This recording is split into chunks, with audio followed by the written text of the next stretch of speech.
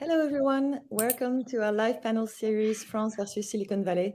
Our topic today is VC funds. What are the post-COVID changes and trends?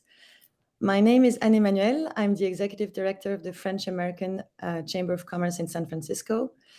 We are partnering with the French business magazine Challenge, represented today by its editor-in-chief, Gilles Fontaine, who will be moderating this event.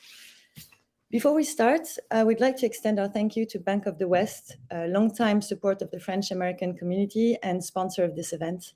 As a nonprofit, non-governmental organization, we rely on our members and sponsors to fund our mission, and this event would not be possible without them. So once again, thank you. A lot of people expected the COVID-19 pandemic to take a toll on the venture capital industry, but it turns out it's been quite the opposite. So we're eager to understand what happened, to learn more about what sectors and what types of companies they're betting on. Have they changed the way they operate? Have they become more cautious? Have they become more demanding? And to answer these questions and a lot more, hopefully, we have with us today three amazing speakers: Pascal Diène, partner at Storm Ventures; Philippe Guez, founder and CEO of Maro Investments; and Reza Mazekzaleh, sorry, general partner at Partech. A final word just to tell you that everybody's on mute, but you're more than welcome to give every question you have on the chat, and Gilles will relay them during the discussion.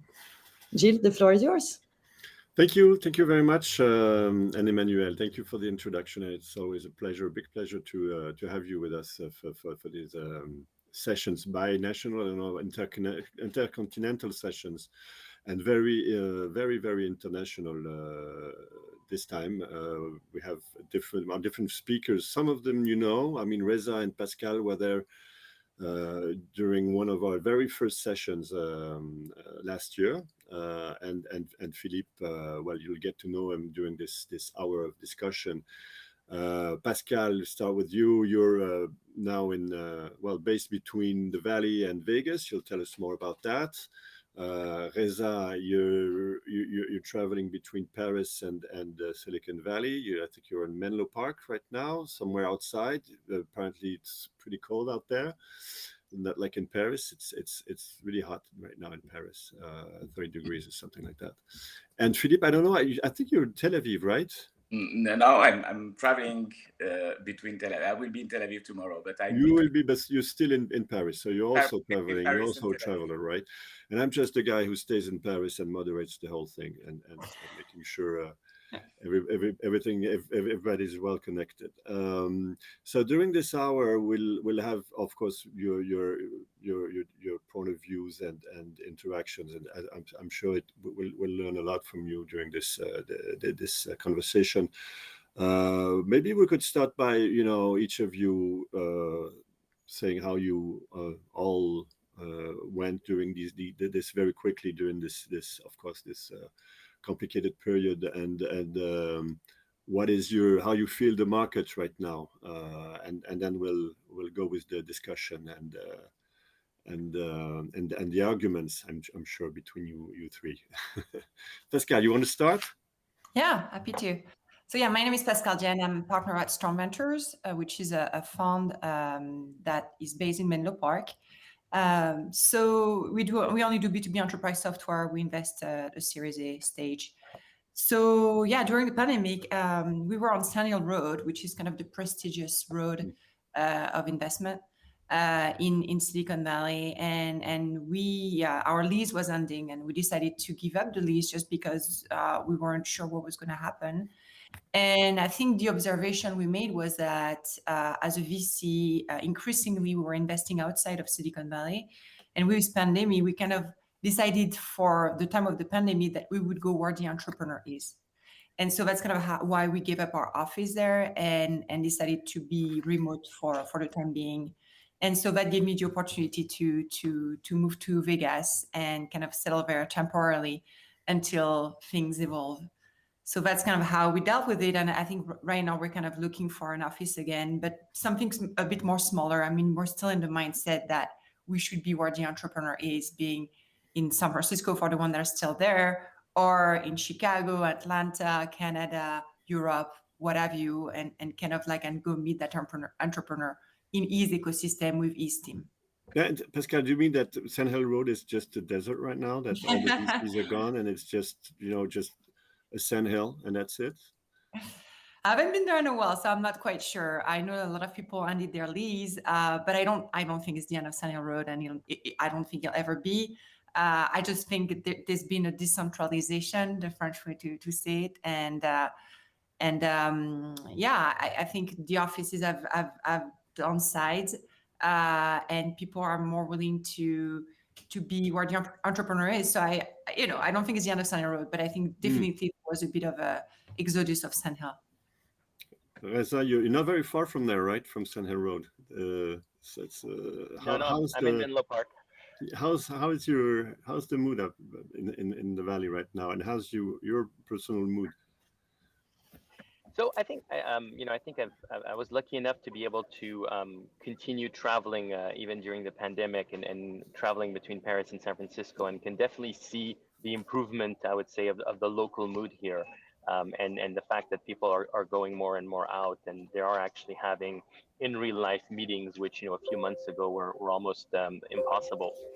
So I think things have evolved fairly fast both ways. When the pandemic initially hit, everyone kind of locked down and scrambled to find a new way to work, whether it was the entrepreneurs or the investors with their portfolio companies. But we were in an industry that was lucky enough that COVID liked digital and vice versa. So things got pretty well for the companies quickly, and there was a culture of a lot of new tools anyways. And so people found new ways of connecting, new ways of working. But as things are easing up from a lockdown perspective, you can definitely feel that people do want to have in real life connections as well.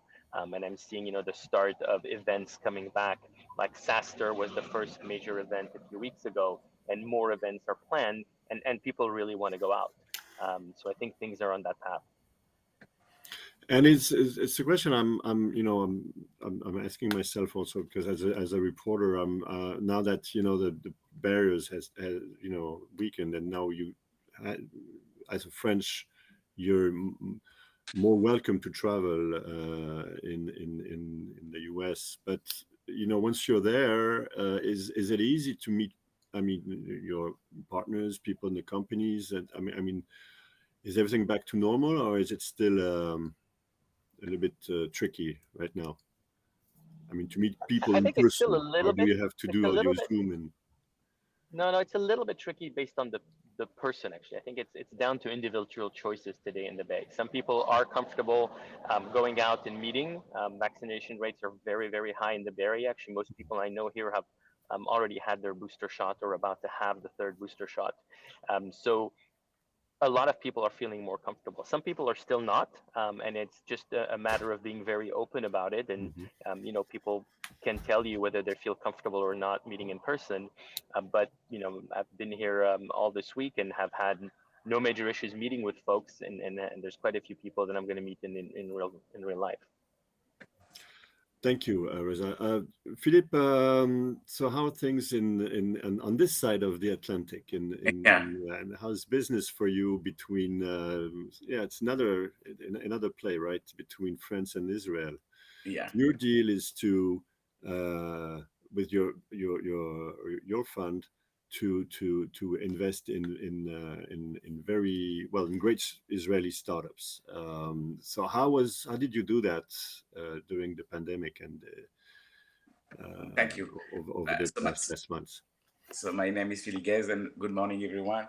I founded a venture capital firm that have only European investors that trying to connect with the Israeli ecosystem that is full of mostly American funds that are around, and at the end of the day, Israel and Europe and France is 4 hours the plane and 1 hour jet lag, so it's much easier.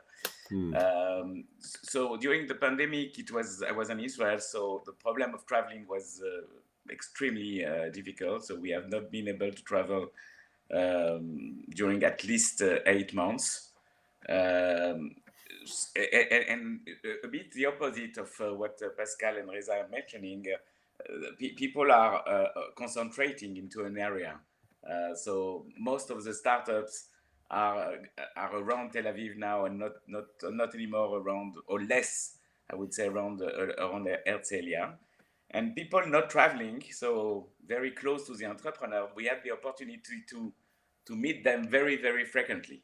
So we had the opportunity to accelerate of path of investment by being constrained to be to live with us. I mean, to live with the venture that were present and able to make decision around them.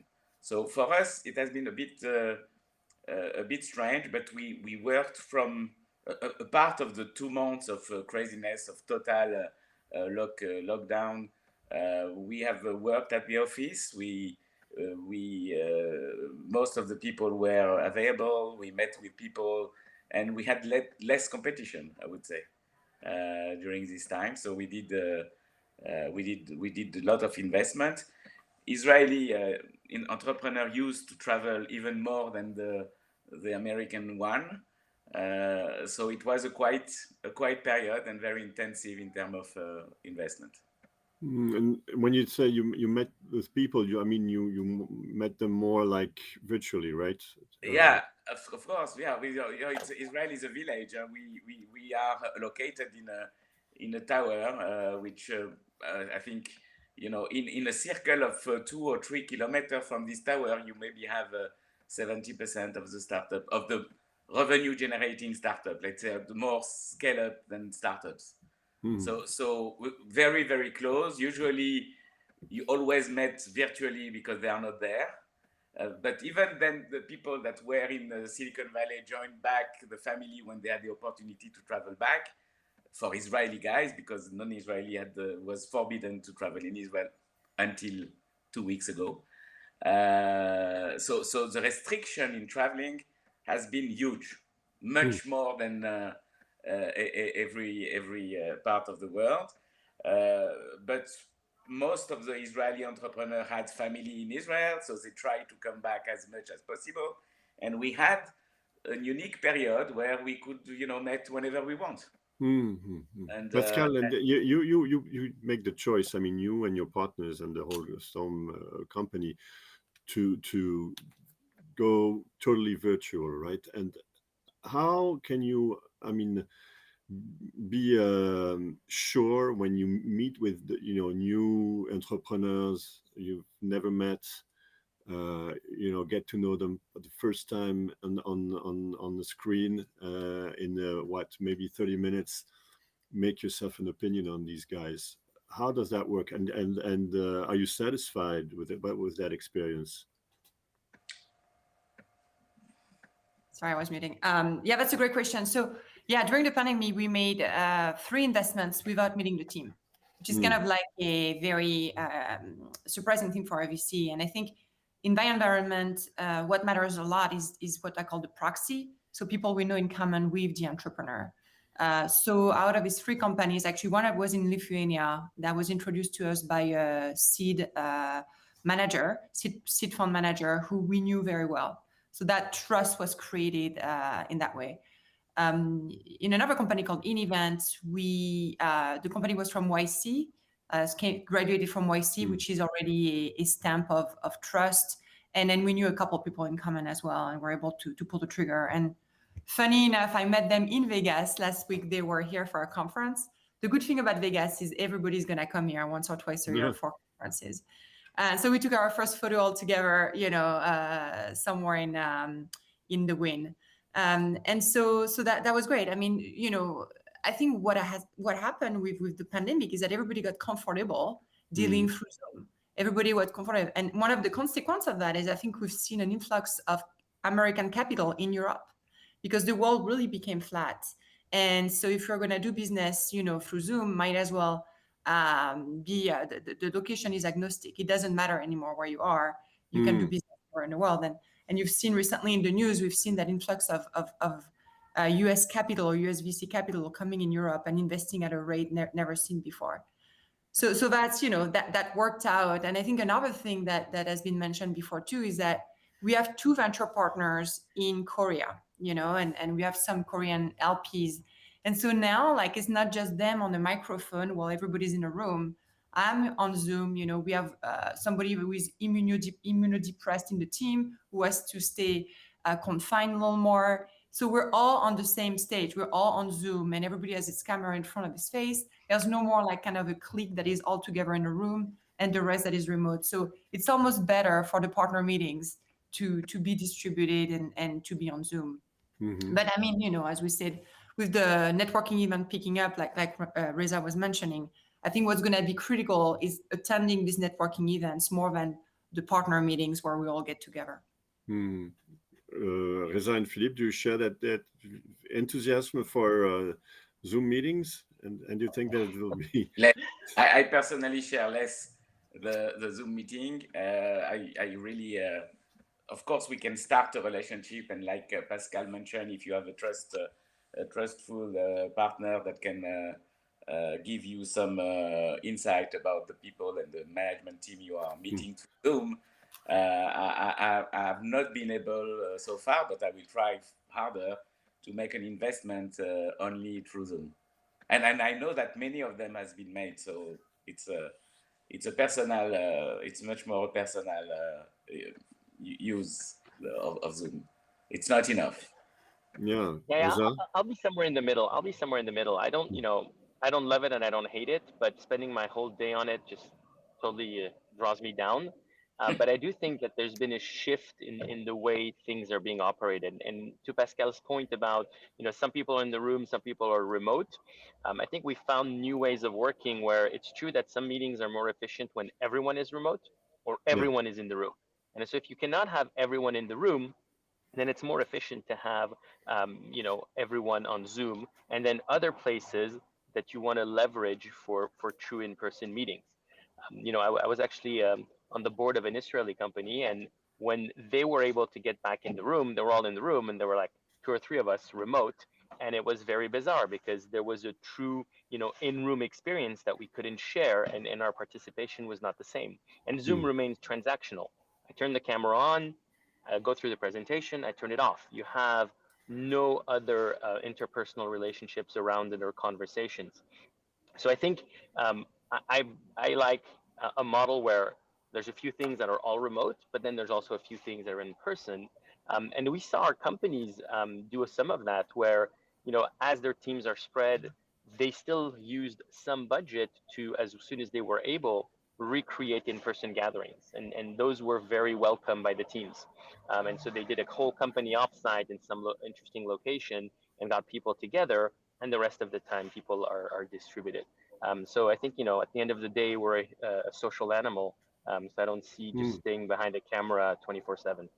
Yeah, maybe there's there's something good in those technologies, in the way they allow you to do things that you couldn't do before, like Pascal mentioned with this European company, or maybe I see we have Andrew there from Ghana, so probably it won't be quite difficult for him to come and see you in Silicon Valley or in Paris, or maybe more easily in Tel Aviv. But I mean, to reach out with people very far away and with, in order to be sure to not miss any opportunity. Now, is there also a change as you perceived people in the entrepreneurs in their behavior today compared to 2019? Did something change in the atmosphere also with the behavior of these entrepreneurs? What I've seen, and again, like what Reza was mentioning, like Zoom is very transactional.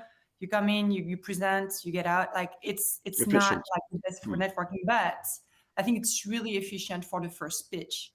And I think what has changed is I feel like entrepreneurs have become really good at presenting, at being very concise and efficient in 30 to 45 minutes to give that pitch, which was not always the case in person.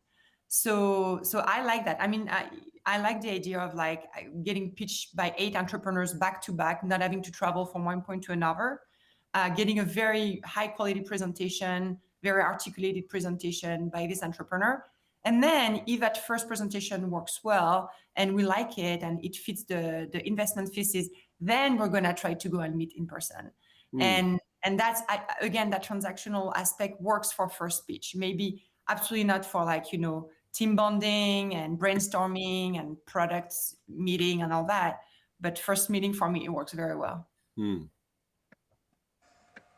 What I saw is that the power is much more in the, after COVID, is much more in the hand of the entrepreneurs. I mean, the flow of money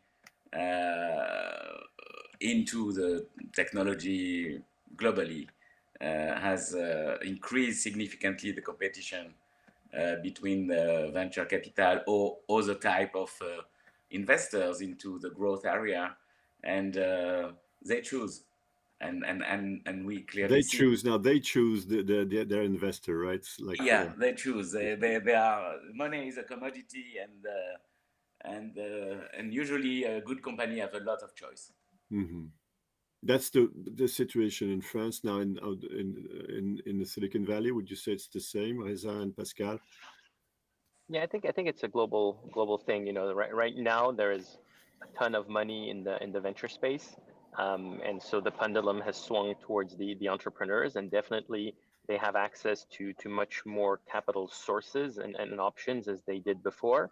And as Pascal was saying, because the world is flat, people are going and investing in foreign geographies as well. So that kind of even adds more competitive pressure into the field here. And there's been cycles like this in the past, so there's nothing completely irregular about it. But right now, it's true that there's more capital than really cool companies. Too much money, or never enough? At some point, I think it's a tricky question, because it is true that at some levels, the amount of money does matter. And if you have too little or too many, you don't necessarily execute the same way. And you can see that coming out of some of the previous crisis periods like 2008, companies that came out of it were much more fiscally responsible and much more creative, and that gave birth to a wave of amazing companies like Airbnb. So I think it's always a delicate thing, because if you have too much money, then you always try to solve the issue by throwing dollars at it. But the reality is, throwing dollars at a problem doesn't necessarily solve it in the best way for the long run. So I think entrepreneurs need to keep a clear mind and understand that even if their bank account is full, execution is not just about signing checks. And the fact that there is too much money in comparison to cool company, you find companies that have to get to an exaggeration, like we talk like Gong, that have 40 years runway and have to hire people. So we are facing a huge problem in the talent recruiting in the technology sector, and we are facing also not only a large amount of money, but a diverse actor in investment. So before you had VCs that invest in startups or in scale up or in growth. Now you have everyone. You have SPACs, you have hedge funds, you have everyone is coming, and sometimes they pay high price with low due diligence. Very interesting point, Philippe. We'll get back to that point, just because I have also an interesting question from Celine, who it's just to be complete on the entrepreneur's profile and the situation that you all had to undergo over the past few months. Did that also allow you to have more opportunities, more meetings, more investments, and more? I mean, that's also interesting. More diverse profiles. Yeah, in my case, I would say it's true. I've never been pitched more by a woman, and I think it also has to do with the convenience and working from home and just the ease of just organization and setup. So. Not just women too. People outside of Silicon Valley. We're talking about somebody in Ghana. We invested in a company in Lithuania. We're in Menlo Park, right? So it comes with the flat world, right? We can hear and be in touch with any entrepreneurs around the world. Doesn't have to be in the Bay Area or in the US or in Canada. It can be anywhere, which increases the diversity for sure. Mm-hmm. Reza or Philippe, you want to follow up on that? I totally concur with Pascal, because now, where introductions are through email and people introduce you to people, and you find companies through other sourcing methods, it's much less, I went to a networking event here local and met someone. So the opportunity to meet people who would not have physical or geographical access to, Paris or Silicon Valley would actually really has improved that access to diversity and founders, diversity and geography profiles, etc. So totally concur. I think it's a very good thing that the earth is flattening here. Yeah. Agree. Philippe, you agree? Yeah. Totally. I mean, it's a fact. Yeah. Going back to what you were saying just before that, with the entry of new actors, new players in that field. We lived that. We had this situation, a very interesting situation in France over the past few months, with the SoftBank and Vision Fund investments, very big investments in half a dozen startups here in France. What does that mean to you? I mean, mostly for Reza and Philippe, because you're more present on that field. I mean, on the European and French ecosystems, but you also see these kinds of investments. I mean, Pascal probably in the US, but what does that change? If Reza, if you correct me, but something I was checking just before participating to the event, on the last 20 French unicorn, the last round for the 20 was made by only US fund and SoftBank. So it's for me, it's but Reza is of course know better the French market, I'm sure, but for me it's show only that European, first of all, it's flattering, like Pascal was saying, people can invest in good French startup from everywhere. You don't need to be on the ground. And the second thing is just mean that there is no French or European VC that have the size of this SoftBank, Vision Fund, or Insight, or General Catalyst. Writing a check of $100 million or euro, you need to have a surface of financing. Yeah, I'll just complete by being actually very positive about this trend, because in a way it's proving the maturing aspects of the French ecosystem. That means we have companies today that can aspire to being world leaders, and that have reached a scale that is going to attract this type of capital and this type of investor. I think it's a great testament to how the French tech ecosystem has grown, and grown in terms of ability to execute, aligned with very, very strong international ambitions. So I think that's super positive. Now, it's true, as Philippe said, that there's not many funds of that size across Europe to begin with. So it's not just France. And the ecosystem needs to continue maturing and have also bigger local funds.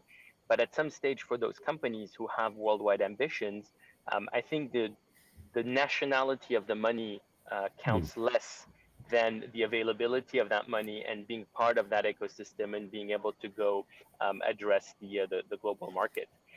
We were lucky to be able to build one of the first growth funds in France, and that fund has just closed its second generation and therefore grown in size as well. So the market is going in the right direction, and we're very pleased with it. But clearly, there are just international actors that have means that most European funds today don't have yet.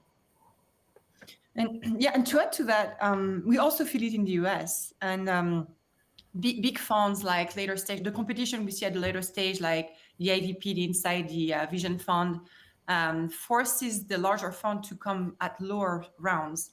And so in our portfolio, we see more and more, funds like Tiger that you probably heard of in the past year, coming down to Series B.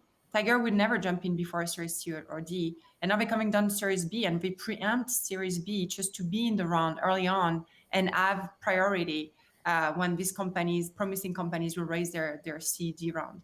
So it's a global thing, and you see some of the public investors that want to try into the private market because companies stay private longer, and so they want a piece of the cake of that money being made earlier in the life cycle of the company. So I think it means competition is coming. It's good, as Reza said, there is validation, but it's also getting a little harder to compete, and that explains this crazy valuation in a great resignation era that triggers even more ecosystem being created around the world, which is a good and a bad thing. So, I mean, are you optimistic, or there are two problems here: the problem of the bubble risk, and the risk that everything can blow up like 20 years ago, and the other problem is sovereignty. So Reza says, okay, the most important thing is that we have money, we have cash available. So that's a good point. But there's also a problem of valuation of these companies, and there's a problem of sovereignty, and this this eternal issue in Europe of having funds. I mean, having main players in Europe capable of helping these startups from very early stage to to the exit, right? That's still not the case. Yeah, I would say, to address, an initial part of your question, I think there's a big difference with 20 years ago. These companies today, when you look at them, and Philippe mentioned the French unicorns, they actually have sound economics behind them. It's not a .com just selling eyeballs. I think that if you go and look at, the economics of a company like Sorare, which we're lucky to have in our portfolio and raised at a multi-billion-dollar valuation, you would see that the economics actually justify the trajectory of their valuation, and it's not just selling pet food online with no margin, which some companies did 20 years ago. So I think that's a slight difference in that these companies have proper business models, have revenue, have sound economics.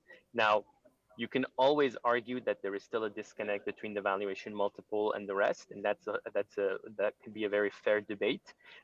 But when I look at the companies and how they grow in public markets, and basically you look at their financials, a company like Datadog, which was founded by French people, has just an incredible trajectory on the stock market. You look at their growth, you look at their profits, and it seems all well justified. So I'm a little bit less concerned than what you mentioned, Gilles. Mm-hmm. And on the matter of sovereignty, it's also a tricky question. What does that mean? If a company today in our portfolio raises money from SoftBank, but continues to develop all their R&D in France, basically continue creating jobs. It's a French company, so the IP remains French. Today, American funds are no longer asking companies to flip their headquarters. And so you basically have economic value for the country. We just recently, one of our portfolio companies, Guardicore, out of Israel, was acquired by Akamai.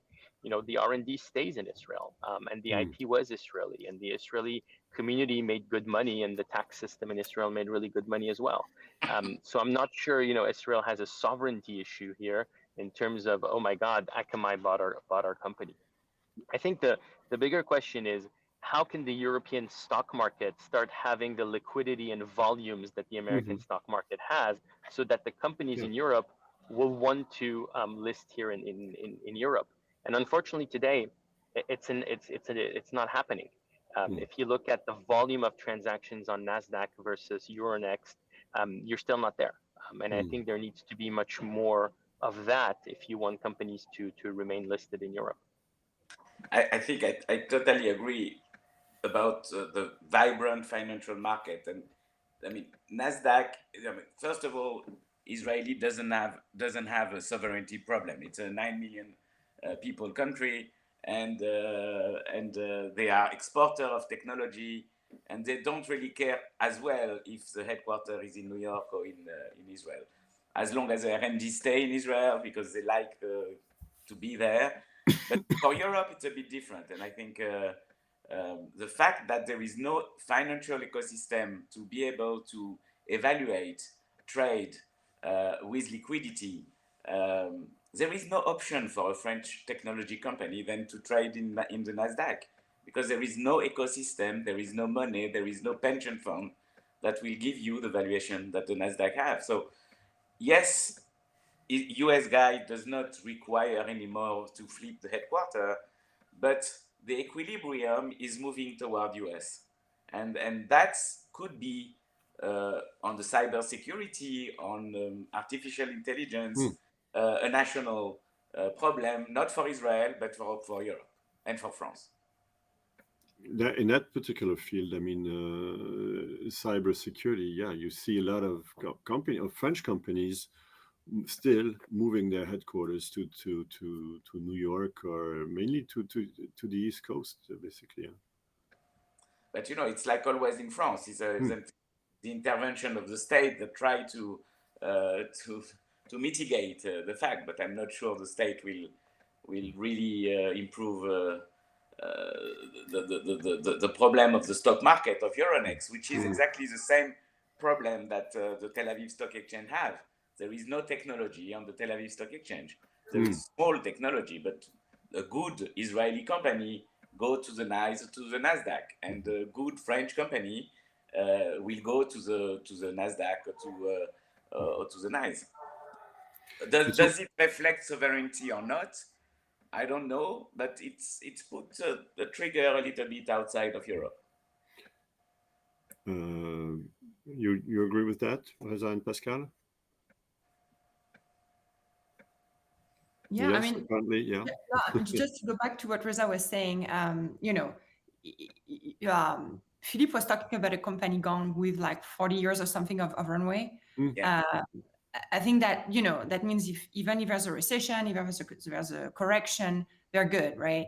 And I think more and more we see that companies that can control their cash flow, right, that have some runway and can turn some knobs to get closer to cash flow break even, will be able to survive longer. So even if there's a correction, I think it's going to be a controlled correction for the companies that are able to do that. And again, as Reza was mentioning, all the valuations they see, even though it's a crazy multiple, it's still a multiple of revenue. So there is revenue. It's not like pre-revenue companies raising hundreds of millions. Yeah. It's just that the multiple increased. Like we used to see back in the day, we used to see that the valuation of a company roughly in the SaaS space would be 10x the recurring revenue, annual recurring revenue. Today, for the company growing very quickly at a later stage, we see 100x, right? So, and 100x is not even crazy for companies that are growing like 100 or 200% year over year. Even at the Series A stage, when the revenue is very like minimal, we see valuation that are close to 20, 30, 40x. So for this company, it's probably a little more icy because who knows, you know, the runway is not as long. But again, it's more not exception, but it's a pretty new trend. So again, I think, you know, if anything happens and everybody speculates that something will happen within a year and a half, I don't think it's going to be catastrophic like it was in 2000 or 2008. I think it'd be a bit more controlled. Does this flow of money, I mean, this big flow of money benefits particular industries, sectors, or does it go everywhere? I mean, is it still mainly about e-commerce and I don't know, you know, e-gaming, or do you see also new trends? Well, I think SaaS software has been, after we can talk about the verticals of SaaS software, but the big trend has been benefiting to all the software with the business model of SaaS in many different verticals, which can be, you know, from agri-tech to cybersecurity to digital health or media or whatever. My feeling is that is possible that we move a little bit through a more mixed business model with robotics, with drones, where you may have a mix between a SaaS and hardware, or a bit different type of business, but still where the software SaaS will be the main part of the value, I would say. But we have seen drone, space industry. A lot of companies are starting to try to look for money. Yes, a different analysis. It will need us to dive into a different business model. Mm-hmm. Yeah, I would agree with Philippe. I think it's I think the pool of money is fairly general, but there are particular areas that seem to have more of it than others, and definitely anything that is about digitizing traditional ways of operating, traditional ways of working has benefited quite a bit because companies have scrambled to go digital. All traditional companies, I've seen a lot of interest in cybersecurity because during the pandemic, there was a lot of issues from that perspective. But it's true that you also see new things, for example, around crypto and NFTs, where there's a lot of new interest in those areas. In my personal experience, hardware is a little bit tougher because hardware suffered more through COVID because labs were closed. But there's still a giant pool of money for most folks. Mm-hmm. Yeah, and just to add to that, I mean, we all aware of the current great resignation era. And so I've seen like an increase in HR tech companies, things around talent retention, employee engagement, search for chief people officer. And so that, again, that's kind of like, Hopin, the virtual platform for events that exploded during COVID. Right now, we see an explosion of HR tech company. Is it going to last? I don't know. But just to follow the trend, I think, the travel industry suffered quite a bit during COVID. And I think there's a bright time coming up for the travel industry as the economy reopens, and 2022 looking really good for that, and people wanting to catch up for these 2 years of no traveling and really enjoying themselves. So I think that's going to be a blooming industry. And funny enough, we're seeing more and more companies in the climate tech space, as well as the space tech industry. And I mean, we've seen a lot happening with Elon Musk and Jeff Bezos, and then more and more people being aware of climate changes. And I think that's pushing these two trends. Mm-hmm.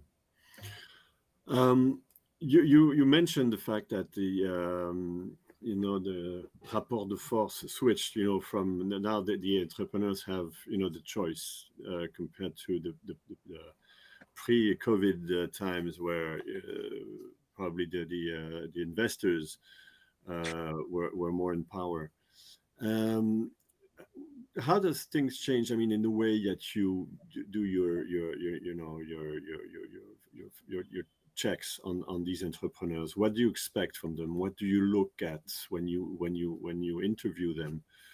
And the second part of the question is on the other side of the mirror. I mean, these entrepreneurs, how can you make the difference? I mean, if you are in competition with with other funds, with other VCs, what make them choose you and not another VC? It's tough. Competition is tough. You need to bring a bit more than money, and you need to fight against the American dream. What does that mean? I mean, American VC have a lot of power outside the US, and I'm sure in the US as well. So at the same price, you need to bring a lot more than money. Trying to bring, business development, anything you can show the entrepreneur that you will bring a little bit more than just the money and just the price.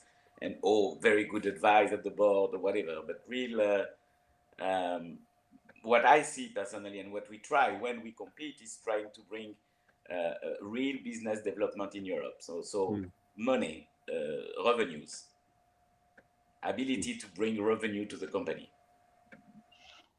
Yeah. Yeah, I would say that matters a lot for entrepreneurs for sure. We also, because we, in the fund that I work at, invest mostly early stage. And in early stage, I think being able to understand how the person wants to build their business is also important. And if you can help them truly with those aspects. And so I tend to look at, a world where we need to be more specialized so that we can have a true relevant expertise in a particular field and not just go and invest in every area. So I focus on things where I can have some past experiences and expertise that can help, because as Philippe said, it's more than just money, and not going to go and look at things where I would have no relevance at all. So I think it's helping also the market with more segmentation in terms of who is the right partner for you, as opposed to just who writes the biggest check. Yeah, and just to add to that, we are at Storm, we're laser focused on B2B enterprise software, Series A, or product market fit. So we specialize in helping entrepreneurs in the B2B space, SaaS B2B space, that are crossing $1 million in AR. And that's been very helpful because that's our specialty, and that's how we can bring the most value. And we have a bunch of partners and expertise in that space that's like laser sharp. So that's been great for us. And I think another thing is it has forced us, and I think our funds as well, to be more flexible. We used to only lead Series A and take a board seat and so on and have an ownership target. But now we're getting more flexible. We're happy to co-lead. We're happy to be part of the syndicate. We're happy to be more flexible on our ownership target. And it's good. It's a good humility exercise and listen. And the tables have turned. So now we're grateful when we have more than 72 hours to do our diligence and give a term sheet. Yeah. That's one other good point. But do they? I mean, it's also talking about these entrepreneurs. I mean, you're not just there. You're not just an ATM machine, right? You're also there to give their, to help them out. I mean, to staff their company, to in terms of strategy, in terms of communication. What are the more sensible points right now for these entrepreneurs? What do they expect from you? Maybe you want to follow up on that, Pascal? Yeah. Main questions from them. Yeah.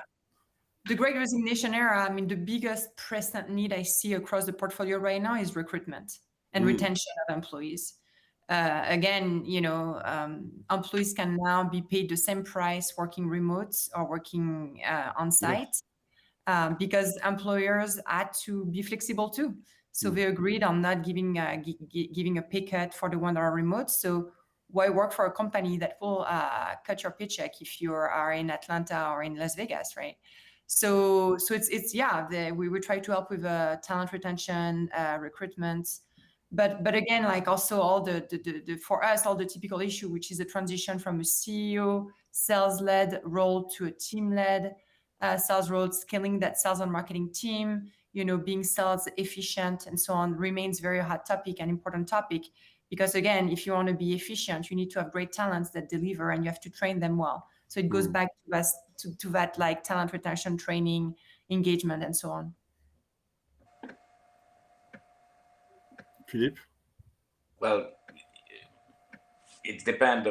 You had your first answer, which is in competition we need to specialize. So it one way or the other, but specialization bring value to the company, because they understand that they have somebody in front that they know what they talk about and they used to.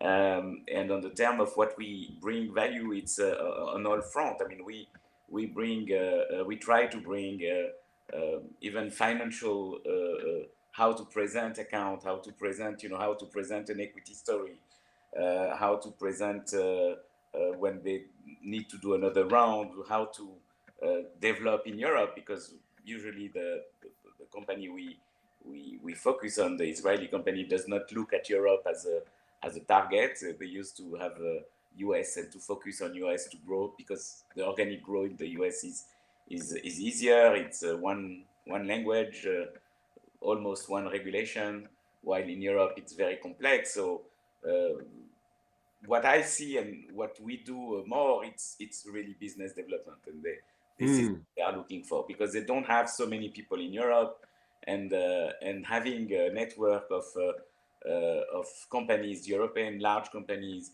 that you can really bring to them qualified leads, they really appreciate. You know, $1 million contract, if I take Pascal multiple, is 100 million value. So, well, although 100 is a lot, but let's say 30 times. So $1 million contract, it's 30 million value, and we can, and there are many European companies that are not aware of this software, this Israeli software or not, and really buy them. So that's what they expect from us. I mean, everyone has this specialization.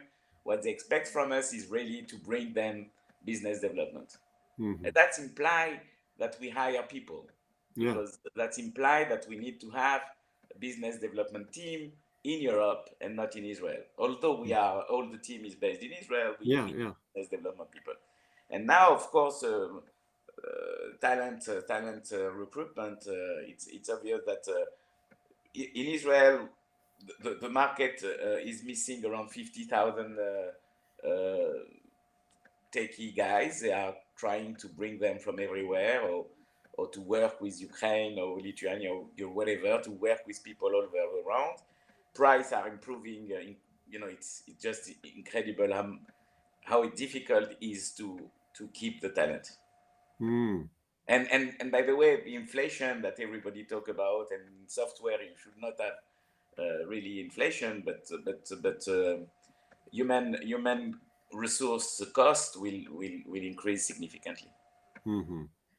Reza, you share that what just said, and did you see differences between what you see in the your startups in California and your startups in France? No, I actually share all the previous comments by both Pascal and Philippe. The differences I see are more per stage, because if you go super early stage in seed, then they need help with product aspects and with thinking about how they want to build their organization, finding the first customers. And as you go to later stages, finding the $1 million contract becomes more of an interesting thing for them. So I think it's really also understanding at what stage the company is and adapting to that. But for sure, all the themes are around talent and revenue today for the very most part. And we didn't talk much about, Asia, although SoftBank is one of these Asian players. What it seems, like there's the brick wall now between Europe, the US, and the Asian part of innovation and entrepreneurial. What's your view on that? Are there still interactions? I know, there were at one point there were VC funds that were that had offices in San Francisco, in maybe in Berlin or in London or in Paris, and an office in Shanghai. Is that really over, or on your opinion, is there still something to build there? You have an office in Korea, or you have 2 venture partners in Korea. So I can only talk about Korea. Okay. But the valuations in Korea are even crazier than in the US. And I think it also comes from the amount of capital available in Korea, as opposed to the amount of deals and businesses that have potential. So I've been floored by hearing from my colleagues on the deals you look at and their valuation. It's even worse. So it's happening everywhere. I know your Chinese investors were at one point looking at very closely at Israeli startups. In the last 10 years, we have seen a massive decrease of Asian investor and Chinese investor in Israel. Almost, Alibaba was was quite present, and some others as well. But again, outside of SoftBank and Vision Fund, we don't see them competing. Mm-hmm. Same for you, Reza? Yeah, the same. And I think, at least for a great part, there were some regulatory issues. I don't know if you're familiar with the CFIUS environment in the US, but the CFIUS has an impact in terms of looking at investments coming out of China. And so companies are very wary about taking today Chinese money if they have hopes of doing business in the US, because then there's going to be some constraints from a regulatory perspective in the US. Okay, great. We're getting close to the end of this session. Just one last question, maybe before we wrap up.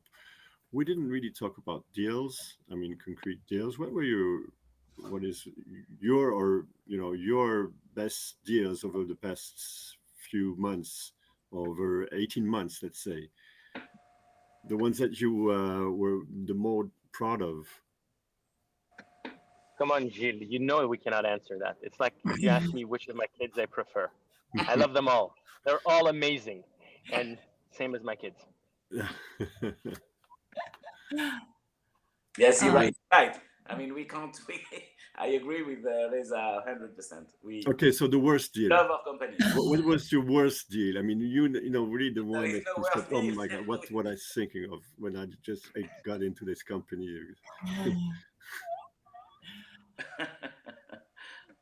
What is your worst paper you wrote? I mean, I can. Yeah, no, I could answer that question, but it's not about VC, so it's not that interesting.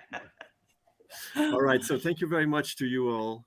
It was a pleasure to have you, and I'm sure we will have some other opportunities to talk again about the trends in venture capital over the coming months, because as the borders reopen and people get to travel more and to exchange, because I think probably, Pascal, you'll be back in some way in Sand Hill Road one day, and as you said, and that's also part of getting back to normal, I think. So thanks a lot, and I would like Emma to come back on scene and to the floor is yours for the closing of this session, Emma. Yes, thank you once again, everyone. Thank you, of course, Pascal, Philippe, and Reza for being here today and for talking about all of this fascinating topic. I think it's quite funny. There was a similar topic that we did about VCs about a year ago, I think, and to see how the answers have changed a little bit. It might be interesting to meet again in about a year to see where we stand for now.